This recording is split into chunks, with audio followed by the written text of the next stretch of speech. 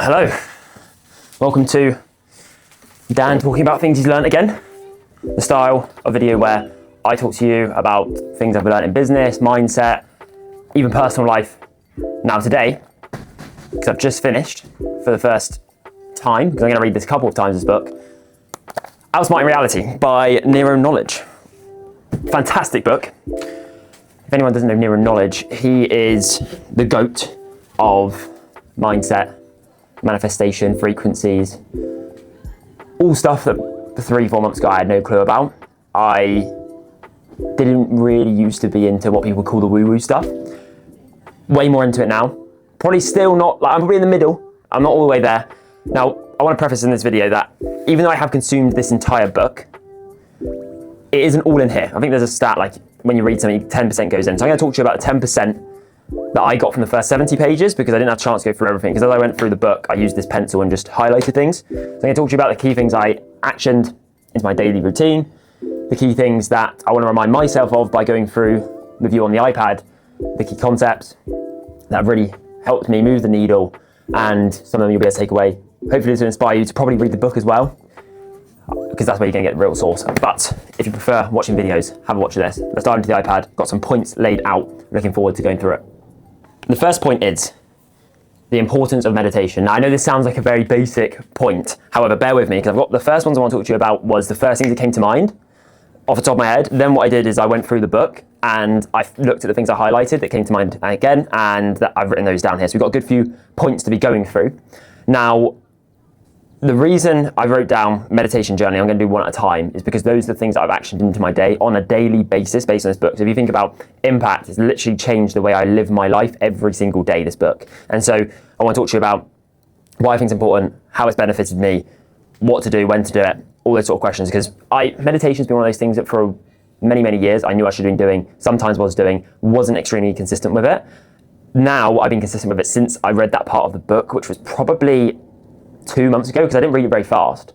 It was one of those things I just like put on the back burner and then did it a little bit on the weekend, and then I'm definitely like reading is not one of those habits I picked up on a daily basis. However, meditation, journaling definitely have been. So with meditation, the way I do it is I do it right in the morning, first thing, because I was trying to do it in the evening, but I was finding I was getting way too tired and I was practically just like falling asleep whilst doing it.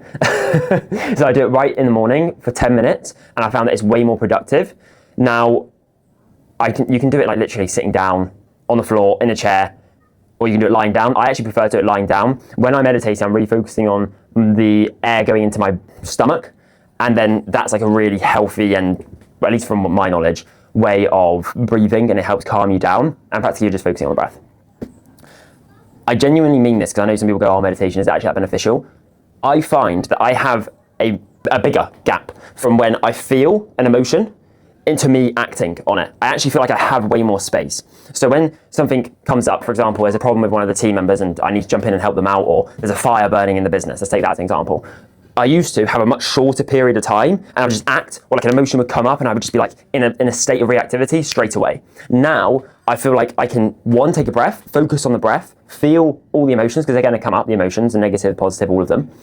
And then I have more space to react. And that is only something that's going to get better and better and better. And it's such an important thing, because when in business, let's take it in a business standpoint, because that's where 90% of my attention goes, when you have more space from feeling an emotion and something popping up in your life, like a fire, and then when you actually make the decision, that gap, if you can get in a clear headspace, your decision making is going to be way clearer, which is going to allow you, because once you get to a certain level of business, 7 figures, multi-7 figures, 8 figures, and then beyond that, it's all about the decisions you make and what you spend your time on. And so having more space to make a decision allows you to make 9 times out of 10 a better decision than not, and just being in a reactive mode straight away. So that is the biggest one on the meditation. So key points, 10 minutes, get it done in the morning, and be consistent. Just be consistent with it, because for me, I probably didn't start feeling the impacts too soon after, like really recently, because I've been, like over the last 3 weeks, I've been in 3 different locations. So I've had to be in a structured like routine sort of being able to get my work done, being able to hit the gym. I've needed to be really mentally strong because I'm so like when you're in a daily routine of just like the same thing again and again and again and again in your same location, same gym, same food, it's really easy. But when you're like always moving, it challenges you a bit more. And so I've really noticed it in this time that I've been able to be way more dialed than typically I would be when I've been in this like travel phase of just moving to different locations. And meditation's really, really helped me with that. And it helps you with your relationships massively because you're just not in a reactive state where you might be annoyed or frustrated, and you're just able to control your emotions way more. And it's one of those things, you're never going to be perfect at it, which is one of my points in a minute, but it does really, really help. And it's helped me a lot because I used to really get in my head a lot about things in the business not going the way I wanted it to, fires popping up when I already had a lot on my plate already. This has really helped me. So meditation, a couple of points there, get it in. It's very beneficial, especially once you start getting stages in business where it's all about your decision making. Cool. Then journaling. Now this one I actually didn't get from the book. I got it, I think it is mentioned in the book, but I actually got it from a friend who we were talking about the book and we were talking about mindset. So I think it's important because it was around the time, like the reason we talked about it was because I was reading the book. So shout out to Dan because he gave me these key points of journaling. So when you're journaling, I do this at the end of my day. So I'd meditate in the morning and I journal at the end of the day, and I'll ask myself 4 questions, okay? And some of them are pretty related to what's in the book. So you've got first one, which is what impacted my state? Now the interesting thing I imagine you're thinking right now is you're probably only thinking about negative. Where did I get frustrated? Where did I get annoyed? Where was I upset? Where was I sad? Where was I worried? However, you've got to be careful about feeling the positive emotions too much too, so you've got to be conscious of that. I know some people on that, they'll be like, oh, is that how I want to live my life? Always analysing everything I'm doing. For me personally, I feel like it's very beneficial because in the book, and I may butcher this is all like off the riff, you won't have, if you can feel the positive emotions from reality, so from the physical realm, and this will probably go over your head if you haven't read the book or watching the neuroknowledge stuff, but if the physical realm, so day-to-day life, can impact your state positively, that also suggests that it can impact your state negatively as well. So what you want to do is you want the physical realm, so reality, to be able to keep you level. You don't have massive fluctuations. Obviously, sometimes you're going to be up and down a little bit, but you don't want to be like huge amounts, because if it happens in the positive, it will also probably happen in the negative. And this will link really nicely into one of my points later on. So write all that down and any key points that come to it. I found it's really helpful, one, because you've actually, I go through my whole day. What did I do at 7 a.m.? What did I do at 8 a.m.? What did I do at 9? And then I write down, I go through all 4 of these questions for each kind of half an hour out, every single event, every meeting, every conversation, every task I did, workouts, anything like that. I'll go through my whole entire day. And it's quite nice actually, because it makes life feel a little bit longer, I think, because you actually like remember what you did in your day. Well, I know that I never used to really think about that, and I'll just be going through, pushing, never reflecting. So yeah, that's a really great question. It helps you stay very conscious as well of, are you falling into old habits? Are you in your positive state, your positive frequency, or your negative one? And so you can catch when you slip up, which we're going to talk about later on, quicker. So if you're slipping up, you're going to notice it really quick with this. Whereas like other people, they start slipping up and they're not going to know for months, and then they're back at square one. So that's the first question, what impacted my state? The next one is, what distracted me? So like, for me, recently just started posting on my personal account.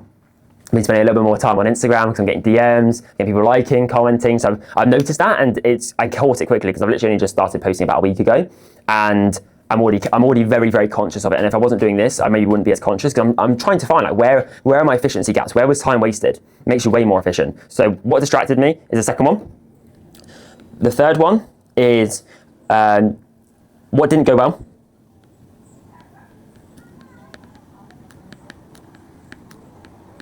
So this is more of a mental thing, what impacted my state.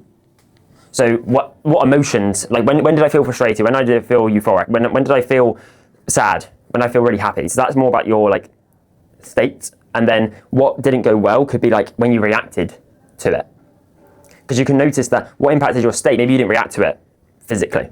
You might have felt it, but you didn't react to it. But sometimes you might react. So catching that sort of stuff is what you'll go through with what didn't go well. And then the final one, finish on a positive, and I always like to finish on the positive one, is what went well. And always find the positives. There's always going to be positives. I felt this emotion, but I actually acted like this. I was healthy. I was able to get this big project done. And then you start building more momentum. You'll always be able to find positives in your day. And obviously there's 3 ones that would maybe be classed as negative, and then 1 positive, but we're all here for improvement, so we want to be more conscious of that, in my opinion. Cool. So 2 action items for you: journaling and meditation. Beautiful stuff. All right, next one. Now we're going into the points that I actually got from the book, I believe. You have been asleep longer than you have been awake. Relax. Slip-ups are normal. The important thing is to not spiral. So this quote at the top, you've been asleep longer than you have been awake. You have been in a state of a negative frequency for longer than you have been conscious that you could be in a positive one, manifesting a better reality. And so that allows you to just go, it's okay if you slip up. Because it is okay. If you're not always dialed in, like, I'll be honest, I'm not always dialed in. Nowhere near. I've got huge amounts of way to go. And the team will give me feedback on this, and that's a point for another day going into that sort of stuff. But you are allowed to slip up. But the key thing is you're not allowed to spiral. So just because you ate unhealthy one day does not mean that you then eat unhealthy for the rest of the month. It's not how it works. And so catch it. The journaling will help you with that, and the meditation will help you with that. Catch it, and then just go, okay, be okay with it, and then just crack on. Get on to the next one. Make sure you're very conscious about your state. And that's been something that's really helped me as someone who is very tough on themselves. And I would say it's one of my good attributes, to be honest with you. I got this from Charlie Morgan. Conscientious guilt is what Charlie Morgan quoted it. And at the time, I thought it was a great thing. Now I personally don't go down that direction, but conscientious guilt is when, if I am not working all the time, 24/7, I'll feel extremely guilty. I had that for many, many, many years. Still definitely have that, 100%. I think a little bit of it's always beneficial for me. But I used to really, really beat myself up. And like, I remember when I was like 17, 18, I would like cry because of it. I would be like, so that was like 3 years ago. I would be like so frustrated with where I'm at. And it would negatively spiral me because I'd waste 3 hours getting frustrated at myself, and then I'd wake up in a negative state. Whereas if I just go, man, it's okay, let's just crack on. Well, how much further would I be ahead if I had done that? And just accepted the fact that sometimes you're going to slip up. Sometimes you're not always going to be as dialed in. Sometimes you're not going to absolutely execute everything perfectly. That's the point of it. If everyone was doing everything perfectly, there wouldn't be differentiations between people in life. And so that's the cool thing about it. So just relax. If you watch Neuro Knowledge, it's like, relax, you're going to get some. Relax, you're going to get some. I love that, because it's just like, chill, chill, chill, chill. And then when you go into that relaxed state, it's just like, even right now, like, I'm just like, chill, chill. And then I'm just like settling into this video so much more. You see a smile on my face.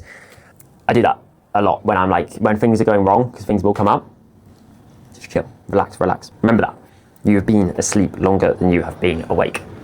Establishing your word as a law. This is a fantastic one. When you say you are going to do something, do it.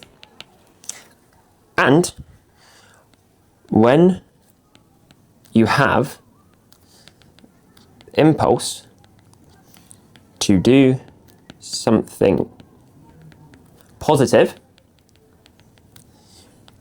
do it. Okay, so I've got a couple of examples for you here. Meditation, daily, do it, full stop. Then, when you have the impulse to do something positive, do it, even if you have so much resistance to it. I've done a video on this one before. Actually, no, I'll give a different example, because I've done one on that one already. So, it's similar. I typically will speak to a lot of people randomly in public. Like, if you've ever been out with me, I'll speak to random people quite frequently. And so I was on a flight to Marbella, and it was just me and this guy in this one row. I just started talking to him. Me and that guy ended up speaking for 2.5 hours, the entire flight, because he had a property portfolio worth 10 million. He had worked in private equity, making 7 figures as an employee. He had lived and did all of that in the UAE many, many years ago. And he now lived full-time in Marbella, but had all the properties in the UK, and that's why we were on the same flight. I wouldn't have had that connect, had that experience, had that great conversation with that guy, if I had the impulse to speak to him, which I do on a frequent basis. I did it. Even though I had a little bit of resistance, because it might be awkward for the rest of the flight. If the conversation goes dead, it might be a bit awkward, but it wasn't. And even if it was, it wouldn't be that bad. So that's why I got the opportunity and I took it. And then what will happen is this will positively feedback, and then you'll have more positive experiences of, oh, when I speak to people and I have resistance to it, or if I have this feeling of discomfort and I do it, and you get positive reinforcement, and then it becomes way easier. So do it. Where's Bond? Get it done. Because the universe is always keeping track, which is this next point actually. It leads me on perfectly. Thank you, Nero, for laying out your book in a nice manner. When something arises, get it done. Very similar. This point here is very, very similar to this point here. So what I'll do is, the universe is always keeping track. I'm kind of mixing a few different mentors with one, but Charlie Morgan. He had this concept of when you're creating your paradigm, so your belief system around anything, it's kind of like, let's imagine this is a piece of wood and you have buckets. So let's do it with the iPad, because I've got an iPad. So let's imagine you've got a piece of wood here. That's the piece of wood, and then you've got buckets hanging off either side of it, okay? Well, what will happen is if it rains just on this side, or you pour using a watering can, this is my watering can, water in this side, well, what's going to happen is, actually, let me redo that. What's going to happen is, it's going to go like this. And it's going to tip. So it's going to go from this to that. And it's the same concept with the universe keeping track. Now, this is to do with your frequency or to do with your beliefs. So let's say, for example, the universe is keeping track of, let's go back to the other one, meditation, how frequently you're doing it. If you're doing it inconsistently, the universe is keeping track of that. And also, if you're doing it consistently, the universe is also keeping track of that. And so you will find that the universe will bend and mold itself to you way more if you are someone that is consistent. Because the universe has kept track and realizes that practically you're unstoppable, and that there's no point even trying to impact you because you are a god. And so if it's meditation, if it's journaling, if it's hitting the gym, if it's keeping your workspace tidy, if it's deep work every morning, all of those things, do them all consistently to a really high degree and do them well. Because the universe is always keeping track. It is your only enemy in life, as they say. That's Charlie Morgan. I'm not sure if Nero would agree with that, so I'm mixing mentors here. However, they're both very beneficial. They both massively helped me. So there's no hiding from it. It might terrify you. You just have to be consistent, even if no one's watching, because the universe is. The universe is. Sacrifice is an inescapable law of the universe.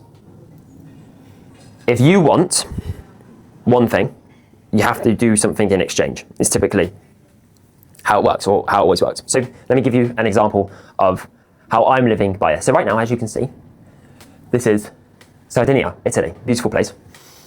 And it's a Tuesday. No, it's a Monday. It's a Monday. And tomorrow's Tuesday. Now, this was a holiday. However, there's a lot to do in the business. So I'm taking Wednesday off because it's my girlfriend's birthday.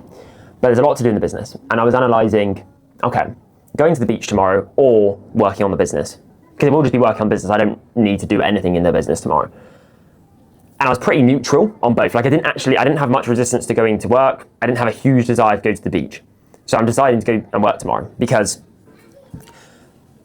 I know, one, that's going to push me forward, and two, it's a bit of a sacrifice. And so I'm willing to do that to move forward quicker, and I know that that will compound. Now, if we go back to outsmarting reality by neuro knowledge, there's a contradiction to this, which is that relaxation is the highest frequency state that you can be in. So why does that work? How does that work down then? Like, why aren't you relaxing tomorrow when you could be, and you could be at the beach or having fun with your family? And I relax. Like this weekend, I didn't really do much. Probably did like 5-6 hours of work. The rest of the time relaxed. I was reading the book a little bit. Was at the beach, doing a bit of sport. Nice, relaxed time. But tomorrow, I'm going to work, so that's my sacrifice. Even though I'm quite looking forward to it. Some people probably watching this will think that's a little bit sad as well, that I'm in Sardinia and I'm working tomorrow. Like I'm literally just gonna be here. There's a beach like literally right there. But this is what I actually feel like this is gonna lead me really nicely into my other point.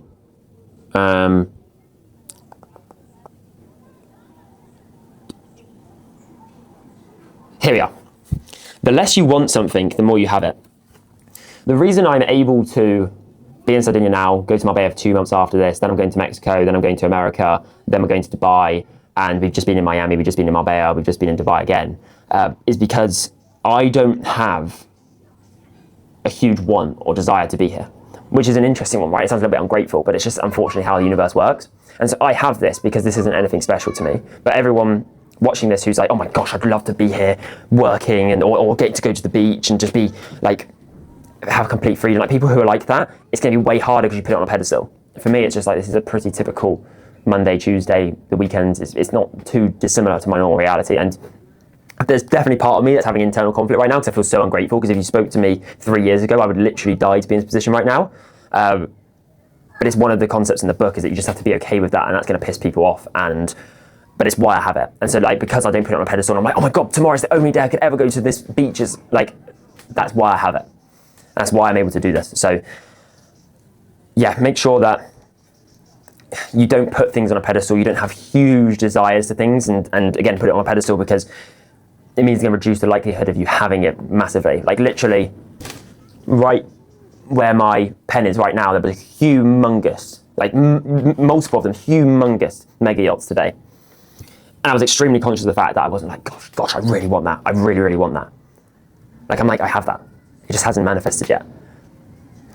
Because I understand the concept of why I'm sitting here right now.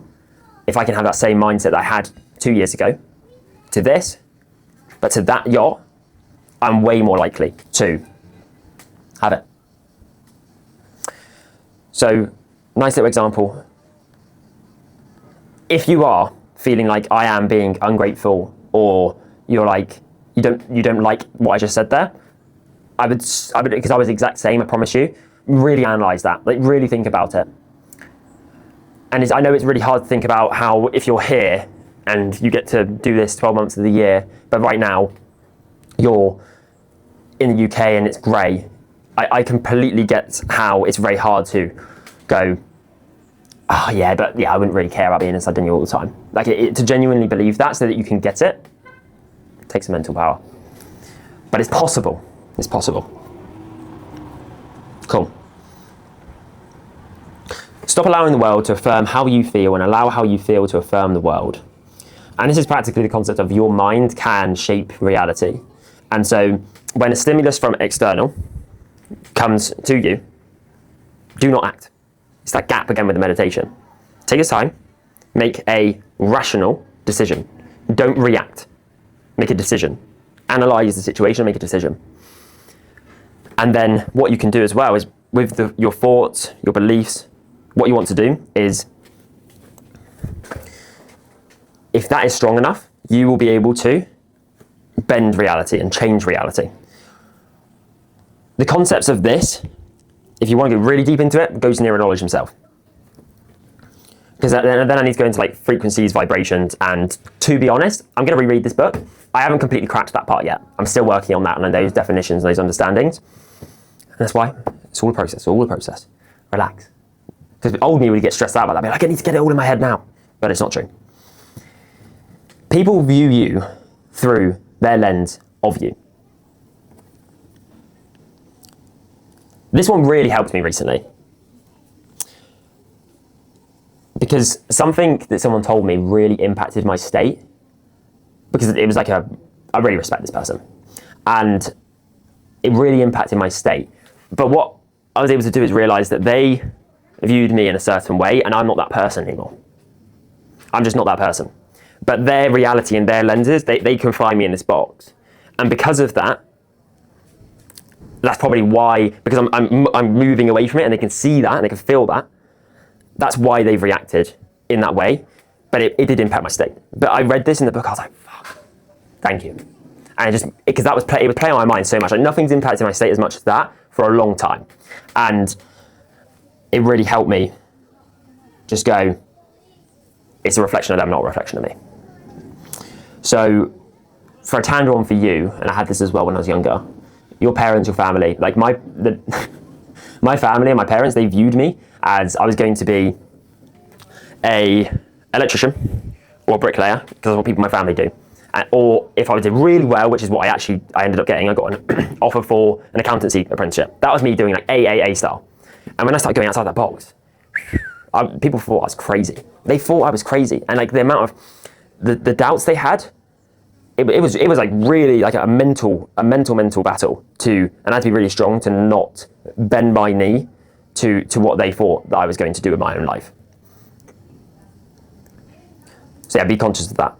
With friends, family, peers, teachers. Because as you grow, there will always be another one. It's like Alex Hormozy talks about, I wonder how people act towards me when I overtake them. And like with your peers, mentors, if you do overtake them and you do start getting closer to them, you will see changes. So even though like I've massively graduated having to listen to my family's opinions of what I do with work-wise, there will always be another one. So always playing the game, So we relax and we move forward. Next one. The concept of being okay with being a bad person. Still working on this one, by the way. Practically, what will come to mind when you think of a good person? Someone who puts others in front of them. Someone who isn't self-centered. That's practically, for me, that's the main ones I look at. I think about it like that. And I flipped that completely. And I was lucky that naturally, even though it sounds crazy to say, I was always a little bit selfish and putting my things in front of my desires over what other people wanted, to do with what I did work-wise, which is why we have the agency now. But you've got to really push it further and further and further and further. Just always be focused on what's going to get you to your desired outcome, and don't worry too much about what other people are going to think, what other people want you to do. Put your desired reality above everything. There's more to it in that concept. This is a good thing for me that I need to refresh on that, but that was the main one that comes to mind when I see that point. The less you want something, the more likely you are to have it. Gone through that one, and voila. Thank you very much, everyone. So that is page 70. So we got all the way to page 70 out of 240.